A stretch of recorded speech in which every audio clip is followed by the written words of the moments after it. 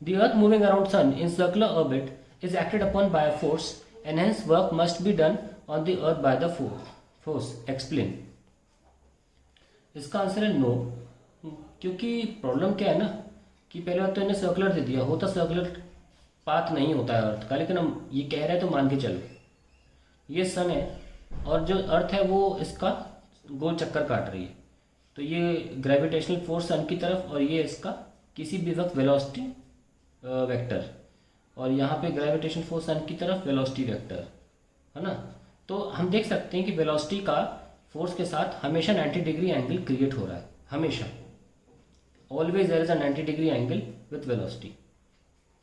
तो अगर ऐसी बात है तो वर्क डन पूरे सर्कल में नहीं, एक छोटे सेगमेंट में भी हमेशा जीरो रहेगा, तो वर्क डन जीरो रहेगा। तो क्या पूछा है, the earth moving around sun in circular orbit is acted upon by a force, कौन सा, gravitation force, and hence work must be done on it. ये गलत स्टेटमेंट है, no, work can not be done because force और displacement का या displacement का या यूँ कहिए वेलोसिटी का जो एंगल में डिफरेंस है वो 90 डिग्री का है, और जब फोर्स में और डिस्प्लेसमेंट में, या आप वेलोसिटी भी बोल सकते हैं, फोर्स या वेलोसिटी में 90 डिग्री का एंगल डिफरेंस होता है तो वर्क डन जीरो होता है।